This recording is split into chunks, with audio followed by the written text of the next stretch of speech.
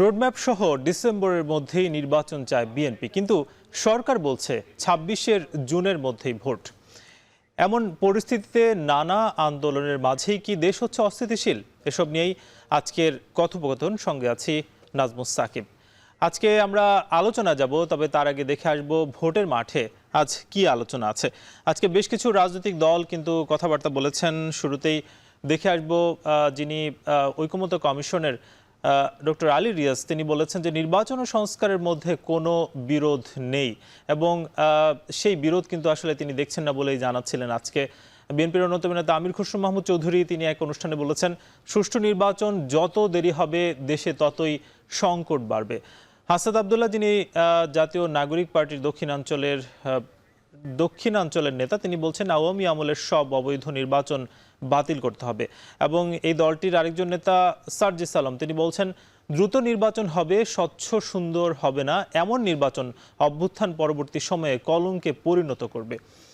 আজকে আমরা এসব বিষয় নিয়েই আলোচনা করব। আজ আমাদের সঙ্গে যুক্ত আছেন বিএনপি চেয়ারপারসনের উপদেষ্টা হাবিবুর রহমান হাবিব। যুক্ত হতে চাই তার সঙ্গে। হাবিব ভাই, আমরা ভোটের মাঠে আপনাকে স্বাগত জানাচ্ছি। আমরা শুরুতেই জানতে চাই যে নির্দিষ্ট রোড ম্যাপ আপনারা চাচ্ছেন।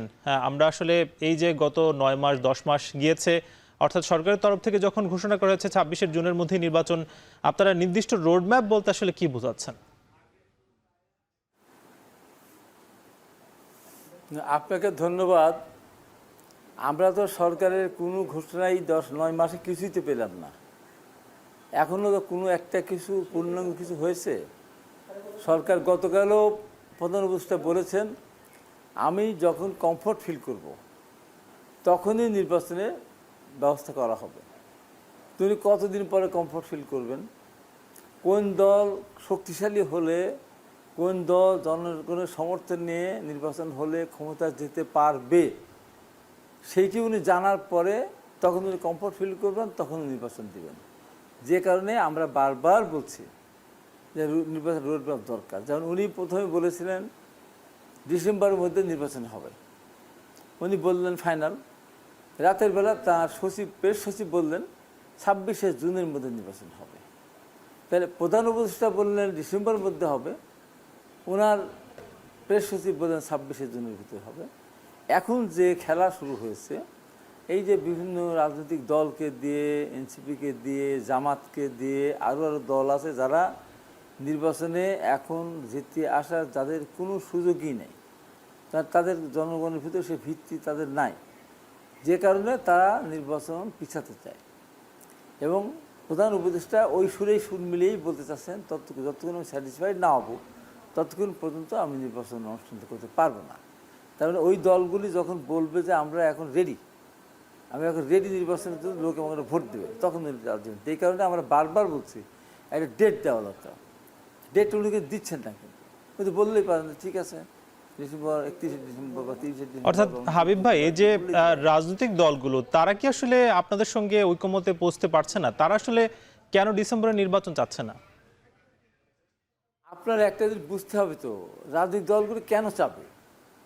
যে সমস্ত রাজনৈতিক দলগুলি চাচ্ছে না, নিয়মতান্ত্রিক কিছু রাজনৈতিক দলগুলি আছে, যেমন কমিউনিস্ট পার্টি আছে, সাকিবের দল আছে, মান্না ভাইয়ের দল আছে, নুরুর দল আছে, নূরের দল আছে, তারা তো নির্বাচনে চায়। তারা তো নির্বাচন চাচ্ছে যে ক্ষমতায় আমরা যেতে পারি না পারি, আমরা নির্বাচন চাই। তার নির্বাচন ছাড়া একটা দেশ তো চলতে পারে না। কিন্তু আর যারা আছে, যেমন এনসিপি এখন তো রেজিস্ট্রেশন তাদের হয়নি, এখন তাদের নিবন্ধিত হয়নি, জামাতের নিবন্ধন নেই, আরও যে ইসলামিক কিছু দলগুলি আছে, তারা তো বাংলাদেশে কোথাও একটা আসনে পাওয়ার মতো অবস্থা তো তাদের সৃষ্টি এখন তারা করতে পারেনি, যে কারণে তারা নির্বাচন চাবে না। এটা খুবই স্বাভাবিক। নির্বাচন না চেয়ে তারা তো খুব ভালো অবস্থান আছে। জামাত দেশ পরিচালনা করছে, বিভিন্ন শিক্ষা প্রতিষ্ঠান, বিভিন্ন শিক্ষা মন্ত্রণালয়, আবার স্বাস্থ্য মন্ত্রণালয়, বিভিন্ন মেডিকেল কলেজ, সব কিছু তারা নিয়ন্ত্রণ করছে ম্যাক্সিমাম। এনসিপি বা বৈষম্য বিরোধী তাদেরকে উপর থেকে সেক্রেটারিকে বলে দেওয়া হচ্ছে। আইন শৃঙ্খলা রক্ষাকারী বা রক্ষা যে বাহিনী কমিটি আছে জেলায় জেলায়, উপজেলায়, তাদের সেখানে থাকতে সদস্য রাখা হচ্ছে আইন শৃঙ্খলা কমিটিতে। যে তারা তো ভালো আছে, ক্ষমতাতে তারা আছে। এবং অন্যান্য ইসলামিক দলগুলি তারাও তখন ক্ষমতা ভোগ করছে। যাকে নির্বাচন না করে, জনসমর্থন না নিয়েই যদি ক্ষমতা ভোগ করা যায়, তাহলে নির্বাচন করে এই রিস্ক নেব কেন? সেখানে তারা নির্বাচন চাচ্ছে না। আপনি বলেন যে দলগুলো নির্বাচন চাচ্ছে না, একটা দলকে বলেন যে তারা নির্বাচনে জিতে আসার মতো সামর্থ্য তাদের আছে, সেক্ষেত্রে কয়টা সিট পাবে? সেক্ষেত্রে যদি ডিসেম্বরের মধ্যে নির্বাচনটা না হয়, আপনারা কি আন্দোলনের দিকে যাবেন কিনা এই বিষয়ে আমরা আসবো, তবে তার আগে নিব ছোট একটা বিরতি, ফিরবো কিছুক্ষণ পর।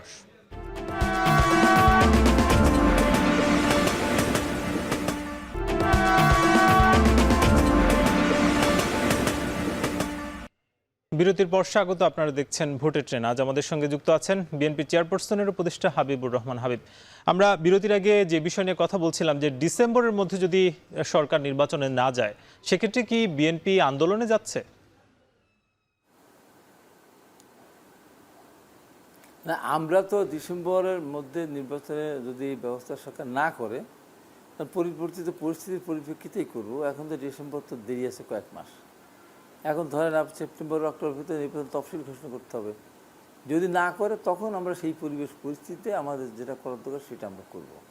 কিন্তু আমরা সরকারের কাছে আহ্বান জানতে চাই, নির্বাচন না করে কতদিন থাকা যাবে? যদি কমফোর্ট ফিল না করা পর্যন্ত যদি দেরি করতে চান, তার মেয়াদ কত? কয় বছর? 1 বছর, 2 বছর, 3 বছর, 5 বছর? না এই যে রাস্তাঘাটে দিয়ে মানুষকে দিয়ে বলাচ্ছে, বিভিন্ন রাজনৈতিক দিয়ে বলাচ্ছে যে নির্বাচন দরকার নেই, নির্বাচন কোনো প্রয়োজন নেই, নির্বাচন দিয়ে কিছু হয় না। নির্বাচন দিয়ে কিছু হয় না, বিগত দিন হয়নি। আসলে কেন হয় না? সেই নির্বাচন তো নির্বাচন ছিল না, ওটা তো প্রহসন ছিল। একদলীয়ভাবে নির্বাচন হয়েছে, এমপি মন্ত্রী থেকে নির্বাচন করেছে। আর আপনি এমপি মন্ত্রী বাইরে থেকে নির্বাচন করলে আপনি জিততে পারবেন? তার মধ্যে একবার তো 153 বিনা ইতে হয়ে গেল, আর একবার 18 সালে রাতের বেলায়। 2024 সালে তো কোনো রাজনীতির অংশগ্রহণই করেনি। তো নির্বাচন দিয়ে কিছু হয় না, এটা আপনি প্রমাণ পেলেন কী করে? নির্বাচন তো হয়নি। এবার যে নির্বাচন হবে সেই নির্বাচন ইনক্লুসিভ নির্বাচন হবে, সব দল পার্টিসিপেট করবে। এখানে কেউ এমপি থাকবে না, কেউ মন্ত্রী থাকবে না, কেউ যারা নির্বাচনে অংশগ্রহণ করবে তারা সরকারেও থাকবে না। তো তাহলে সমস্যা ঠিক এখানে। এই নির্বাচন তো ওই নির্বাচন না। অতএব আমরা চাই, সরকারকে বলি যে আপনার কারোর কথা শোনার দরকার নেই। বিভিন্নজন বিভিন্নভাবে গত সরকারকে উস্কিয়েছিল, সামরিক বেসামরিক আমলা, বিভিন্ন ব্যবসায়ী, আলেম ওলামা, বিভিন্নজন তারা বলেছিল নির্বাচন দরকার নেই। আপনি আওয়ামী লীগ তো সব, আওয়ামী লীগ মানেই বাংলাদেশ। আর রাজনৈতিক দলকে লাগে উপরে তাকারে আওয়ামী লীগ, নিচে আওয়ামী লীগ, ডাইনি আওয়ামী লীগ, বাই আওয়ামী লীগ, সব জায়গায় আওয়ামী লীগ। রাস্তাঘাটে আওয়ামী লীগ, মসজিদে আওয়ামী লীগ, আমি গোসলখানায় আওয়ামী লীগ, বাথরুমে আওয়ামী লীগ, টয়লেটে আওয়ামী লীগ, সব কিছু ছিল। তো আর দরকার কী? তো সেই ভুল করে 24 সালে বিরোধী দলকে নির্বাচনে অংশগ্রহণ করতে না দেওয়ার কারণেই আজকে দেশ ছেড়ে পালাতে হয়েছে। যদি নির্বাচন হতো, দিত, তাহলে বিএনপি সহ যে রাজনৈতিক দলগুলি জোট করেছে তারা হয়তো ক্ষমতায় যেত, আওয়ামী লীগ বিরোধী দলে যেত। কিন্তু হাবিব ভাই, আপনারা যে বিগত নির্বাচন আওয়ামী লীগের সময় হয়েছে, সেই নির্বাচনের অধিকাংশগুলোই তো আপনারা অবৈধ বলেছেন। তো এই যে সেই সময় যে নির্বাচনগুলো হয়েছে, সেই অবৈধ নির্বাচনের কোনোটা এখন আবার দায়িত্ব বৈধতার একটা ব্যাপার দেখতে পাচ্ছি, কিংবা আপনারা বৈধতা চাচ্ছেন, কিংবা দায়িত্ব নেওয়ারও যেই প্রসঙ্গ সেগুলো আসে, এগুলো আসলে আপনারা কেন চাচ্ছেন? কোনটা আমরা যেমন আপনার বুঝার ভুল। তো আমরা যে নির্বাচনে আমরা অংশগ্রহণ করি, না এটা তো আপনাদের ভুল, বড় ভুল। আমরা যে নির্বাচনে অংশগ্রহণ করেছি সেই নির্বাচন তো অবৈধ না। নির্বাচনের ফলাফল ঘোষণা অবৈধ, নির্বাচনে ভোট দিতে দেয়নি সেটা অবৈধ, ভোট জোর করে কেটে নিয়ে গেছে সেইটা অবৈধ, দিনের ভোট রাতে সেইটা অবৈধ। নির্বাচন তো অবৈধ না, নির্বাচন তো বৈধ, কিন্তু নির্বাচন ফলাফল কারচুপি করেছিল, যেন ফলাফল ছিল অবৈধ। যেমন ঢাকা সিটি কর্পোরেশন বলেন, চিটাগাং সিটি কর্পোরেশন বলেন, নির্বাচন তো বৈধ, যেহেতু আমরা পার্টিসিপেট করেছিলাম। ফলাফল দিতে দেয়নি, ওইটা অবৈধ। এখন কোর্ট বলছে শপথ গ্রহণ করার জন্য। আবার নির্বাচন কমিশন গেজেট ভুক্ত করেছেন, সরকার সেখানে বাধা দিচ্ছে। এটা একটা তাজ্জব দেশ। যে সরকার, সেই সরকার কোর্টের আইনকে তারা মানে না, কোর্টকে নিয়ন্ত্রণ দিতে চাচ্ছে বিগত সরকারের মতো। বিগত সরকার যেমন কোর্টকে নিজের মতো করে চালাতো, এরাও তাই চালানোর চেষ্টা করছে। নির্বাচন কমিশন তার আইন মোতাবেক সে ইশাককে নির্বাচনের গেজেটভুক্ত করেছে। এখন স্থানীয় সরকার মন্ত্রী বলে 110টা কারণ আছে তাকে শপথ গ্রহণ করতে দেওয়া যাবে। 10টা কেন, 10,000 কারণ থাকলেও ইশাককে শপথ গ্রহণ করতে দিতে হবে। কারণ এখানে নির্বাচন কমিশন বলেছেন, এখানে কোর্ট বলেছে। কিন্তু কোন দল তো নির্বাচন কমিশনের যে পুনর্গঠন সেটা চাচ্ছে। আপনারা আসলে কি যাচ্ছেন? বিএনপির তরফ থেকে কি দাবি আপনাদের? পুনর্গঠনের কথা আমি বলি, আমাদের কথা যে নির্বাচন কমিশন নির্বাচন তো করলোই না। আমরা তো সরকার না, সরকার তো তারা, তাদের এখনো 2জন প্রতিনিধি আছে, তাদের একজন প্রতিনিধি দল সরকার ছিল, তারা বলতো সে আমাদের দলের কেউ না, উনি তো পদত্যাগ করে সেই জায়গায় গিয়েছেন। আবার যে 2জন আছে তারা কি ওখান থেকে রিটার্ন করে বিএনপিতে আসবে না, আওয়ামী লীগে যাবে না, জামাতে যাবে, তারা তো ওখানেই যাবে। যে তারা তো সরকার পার, তারাই নির্বাচন কমিশন তৈরি করছে, তারাই এখানে উপদেষ্টা। আমাদের আর নির্বাচন অনুষ্ঠিত করে নাই, এমন তারিখও ঘোষণা করে নাই, তাহলে সেই নির্বাচন কমিশন অস্বচ্ছ, সেই নির্বাচন মানে পক্ষপাতিত্ব করছে, নির্বাচন কমিশন অফিস বিএনপির অফিস হয়ে গেছে। এগুলি একটা এই কথা না, আকাশ থেকে পড়ার কথা না, এগুলো একেবারে তাজ্জব একটা কথা। নির্বাচন যদি একটা দুটো হতো, নির্বাচন কমিশন যদি কারচুপি করে বিএনপির পক্ষে রায় দিয়ে দিত, তাহলে বলতে পারতো নির্বাচন কমিশন আমাকে সংস্কার করতে হবে, নির্বাচন কমিশন পরিবর্তন করতে হবে। তাদের নির্বাচন করেনি, ডেটই দেয় না। আরেকটা বিষয় একটু ছোট করে আপনার কাছে জানতে চাই যে চাঁদাবাজি তো এখনো হচ্ছে, আমরা দেখতে পাচ্ছি, সেক্ষেত্রে নিয়ন্ত্রণে বিএনপি এখন কি করছে, কিংবা আগামীতে যদি সরকার গঠন করে কি করবে, একটু যদি 10-15 সেকেন্ডে বলেন। চাঁদাবাজি ঢালাওভাবে যে চাঁদাবাজির কথা বলেন, প্রমাণ করতে গেলে কয়টা পাবেন?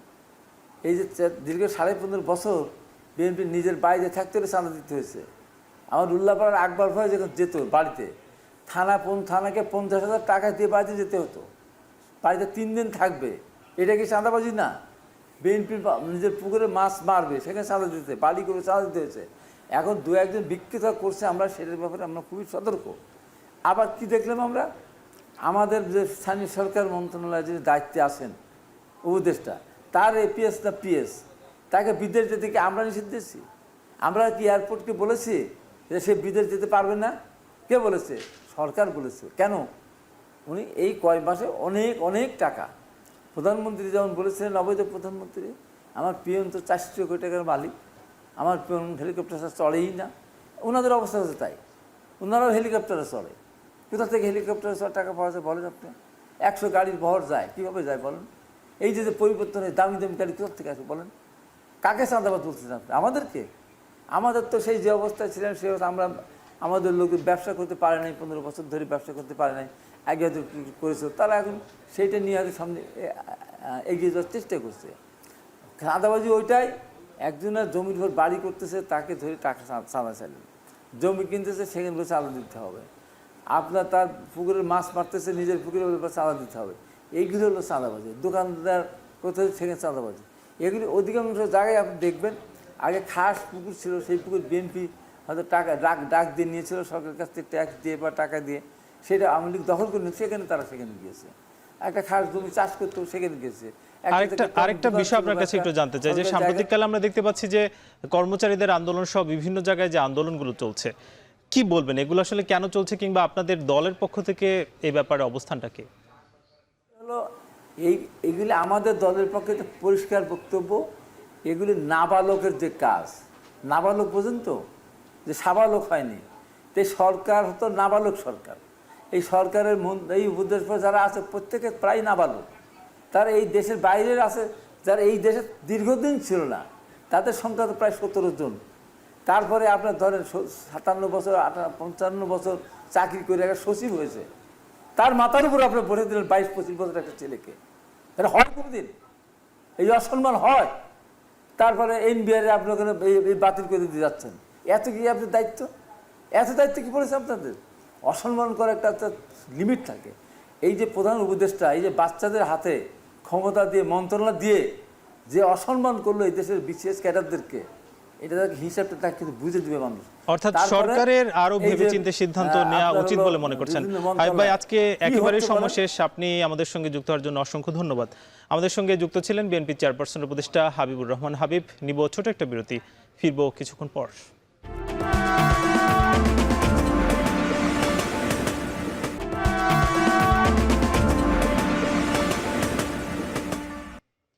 ভোটের ট্রেনে আবারও স্বাগত। এবার দেখে আসবো সংসদীয় আসন পরিক্রমা। আজকে আমরা আলোচনা করব সংসদীয় আসন 177, যেটা ঢাকা 4। ঢাকা দক্ষিণ সিটির 5টি ওয়ার্ড এবং শ্যামপুর থানা নিয়ে ঢাকা 4 গঠিত, যেখানে মোট ভোটার আছেন 2,54,584 জন। এখানে পুরুষ ভোটার 1,32,413, নারী ভোটার 1,22,166 জন এবং তৃতীয় লিঙ্গের ভোটার আছেন 5 জন। আজকে আমাদের সঙ্গে অতিথি যিনি যুক্ত ছিলেন, তিনি জানাচ্ছিলেন যে আগামীর যে নির্বাচন সেটা দ্রুতই হওয়া দরকার এবং রাজনৈতিক সরকারের হাতে যত দ্রুত ক্ষমতা আসবে ততই বাংলাদেশের জন্য মঙ্গল হবে বলে তিনি মনে করেন। আজকের মতো ভোটের ট্রেন শেষ করব। আগামীকাল নতুন কোনো বিষয়ে আলোচনা হবে। শুভরাত্রি।